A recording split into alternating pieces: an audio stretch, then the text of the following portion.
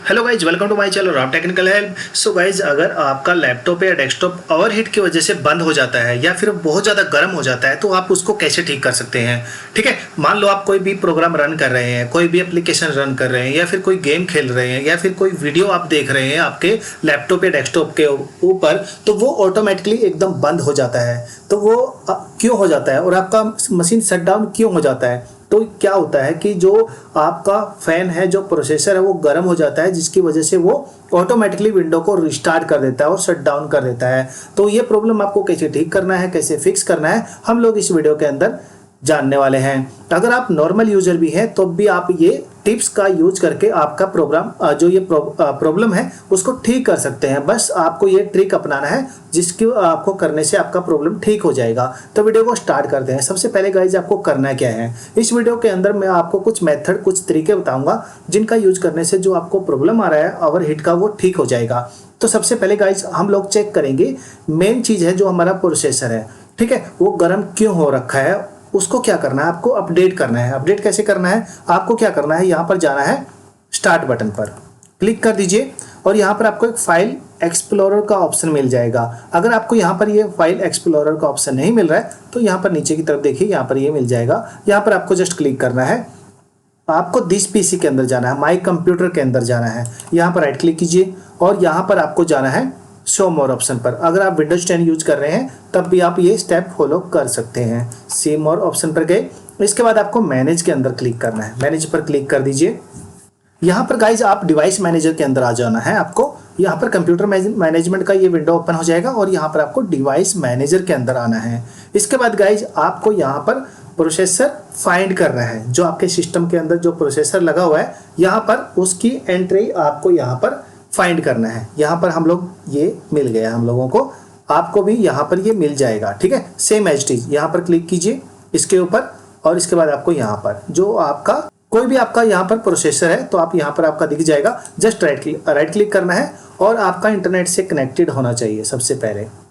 ठीक है, हम लोग क्या करेंगे, इसको इंटरनेट से कनेक्ट कर देंगे और यहाँ पर इंटरनेट से इसको कनेक्ट कर देते हैं पहले।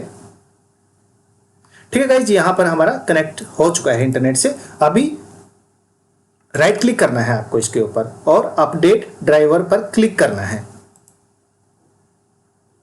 इसके बाद गाइज आपको यहाँ पर सर्च ऑटोमेटिकली फॉर ड्राइवर, यहाँ पर क्लिक कर दीजिए। यहाँ पर आपका ऑलरेडी इंस्टॉल्ड है। यहाँ पर वापस से राइट क्लिक करना है, अपडेट ड्राइवर पर क्लिक करना है और browse my computer for driver, यहाँ पर क्लिक करना है और लेट मी पिक, ये लास्ट वाला ऑप्शन आपको सिलेक्ट करना है। ठीक है, यहाँ पर इंटेल का प्रोसेसर है आपका, यहाँ पर क्लिक कीजिए और यहाँ पर नेक्स्ट कर दीजिए इसको। ठीक है, यहाँ पर हमारा अभी अपडेट हो चुका है ड्राइवर। ओके, इसको क्लोज कर दीजिए। यहाँ पर आपसे बोलेगा एक बार रिस्टार्ट कर लीजिए इसको। एक बार आपको रिस्टार्ट करके आना है आपके लैपटॉप को या फिर डेस्कटॉप को।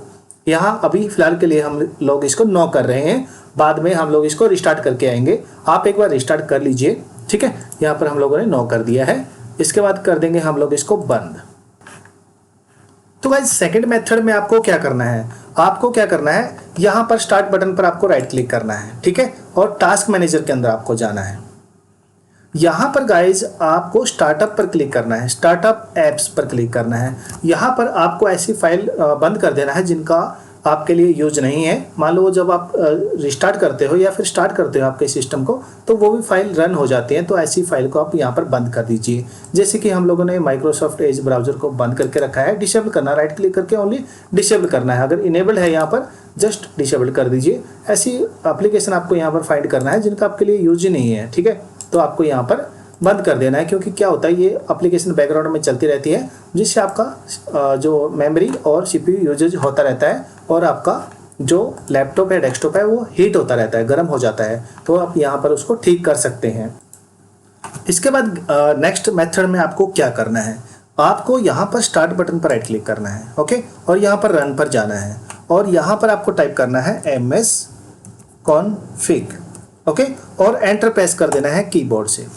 जैसे आप एंटर प्रेस करोगे तो गाइज आपके सामने यहाँ पर सिस्टम कॉन्फ़िगरेशन का ये विंडो आ जाएगा। आपको यहाँ पर बूट पर क्लिक करना है। ठीक है, बूट पर क्लिक करने के बाद आपको यहाँ पर एडवांस ऑप्शन पर क्लिक करना है।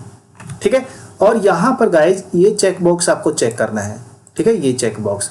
और यहाँ पर आपको नंबर ऑफ प्रोसेसर्स दिख जाएंगे, आपका यहाँ पर 4 है तो आपको ये लास्ट वाला आपको सेलेक्ट करना है, ठीक है। जो हाई नंबर है यहाँ पर आप सिलेक्ट कर लीजिए और इसको ओके कर दीजिए, ठीक है, और इसको अप्लाई कर दीजिए और यहाँ पर भी आपको ओके कर देना है। और एक बार आपको जो आपका सिस्टम है रिस्टार्ट करके आ जाना है, ठीक है। हम लोग यहाँ पर अभी रिस्टार्ट नहीं करेंगे क्योंकि मैं इसके अंदर आपको और भी स्टेप्स बताने वाला हूँ, ठीक है। तो हम लोग इसको एग्जिट विदाउट रिस्टार्ट करेंगे।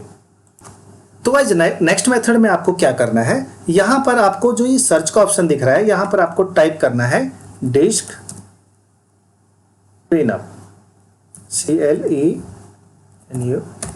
ओके। यहाँ पर आपका डिस्क क्लीनअप आपको शो हो जाएगा ऊपर की तरफ, इसको रन एज एडमिनिस्ट्रेटर कर देना है आपको।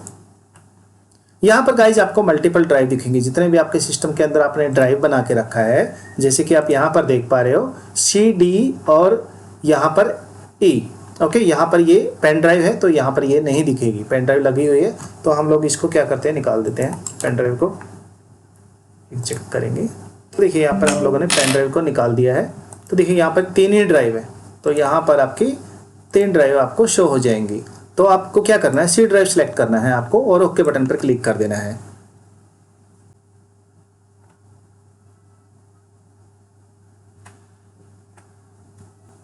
यहाँ पर गाइज आपको क्या करना है, यहाँ पर कुछ ऐसी फाइल आपको सिलेक्ट करना है जिनका आपके लिए यूज ही नहीं है, टेम्परेरी फाइल्स होती हैं, हम लोग यहाँ से उनको रिमूव करेंगे। तो यहाँ पर हम लोग सिलेक्ट करेंगे temporary files, recycle bin and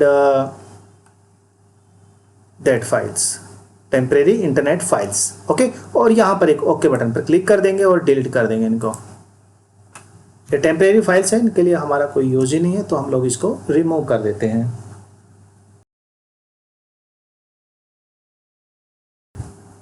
तो गाइज यहाँ से वो फाइल रिमूव हो चुकी हैं। अभी हम लोग चलेंगे नेक्स्ट मेथड की ओर। नेक्स्ट मेथड में आपको क्या करना है, यहाँ पर आपको स्टार्ट बटन पर राइट क्लिक करना है, रन के अंदर आपको जाना है और यहाँ पर आपको टाइप करना है FETCH और ओके बटन पर क्लिक कर देना है। और इसके बाद गाइज आपको यहाँ पर जितनी भी फाइल्स थी, यहाँ पर ये टेम्परेरी फाइल्स हैं, यहाँ पर रिमूव कर दीजिए, इनको डिलीट कर देना है आपको। तो गाइज यहाँ से आपकी टेम्परेरी फाइल्स डिलीट हो चुकी हैं, स्किप कर देना है। और इसके बाद आपको क्या करना है, यहाँ पर जाना आपको स्टार्ट बटन के ऊपर और यहाँ पर आपको सेटिंग का एक ऑप्शन मिल जाएगा, जस्ट क्लिक कर दीजिए इसके ऊपर। और गाइज आपको क्या करना है, विंडोज अपडेट का एक ऑप्शन मिल जाएगा, यहाँ पर क्लिक कर दीजिए और जितने भी आपके सिस्टम के अंदर पेंडिंग यहाँ पर अपडेट्स हैं उनको सबको आपको इंस्टॉल कर लेना है, ठीक है। यहाँ पर इंस्टॉल बटन पर क्लिक करोगे तो यहाँ पर ये डाउनलोड हो जाएंगे। यहाँ पर आपका अप टू डेट होना चाहिए, ठीक है। यहाँ पर आपका जैसे ही अप टू डेट हो जाएगा, आपका जो प्रॉब्लम था वो जो स्लो सिस्टम या फिर जो ओवरहीट होता है, जो आपका बार बार बंद हो जाता है, वो भी आपका बंद हो जाएगा। और गाइस जब भी आप कोई गेम खेल रहे होते हैं तो आपको चेक करना है, जब आप लैपटॉप को रखते हो तो किसी टेबल पर आपको रखना है, ठीक है, या फिर आप डेस्कटॉप पर धूल मिट्टी नहीं लगने देना है आपको। फैन का जो जाली होता है उसको क्लीन कर लेना है आपको। तो इससे क्या होगा, जो आपका फैन है उसको प्रॉपर हवा मिलेगी, जिसकी वजह से वो आपके प्रोसेसर को भी ठंडा रखेगा। तो आपको याद रखना है, जो अगर आपके प्रोसेसर के पास जो फैन लगा होता है उसके पास अगर धूल मिट्टी जम गई है तो उसको निकाल लीजिए, तो आपका यहाँ पर ओवरहीटिंग का प्रॉब्लम ठीक हो जाएगा। सो आई होप आप समझ गए होंगे कि अगर आपका सिस्टम ओवरहीट होकर बंद हो जाता है और बार बार ओवरहीट हो जाता है, गर्म हो जाता है, तो उसको आपको कैसे ठीक करना है। अगर आपको ये मेरा वीडियो अच्छा हेल्पफुल लगा है और इससे आपका प्रॉब्लम ठीक हो गया तो please subscribe my channel, video को लाइक करना, शेयर करना, बेल आइकन दबाना ना भूलेगा, ताकि जब भी मैं कोई वीडियो यूट्यूब पर अपलोड करूँ उसका नोटिफिकेशन आप तक पहुँच जाए। Thank you so much.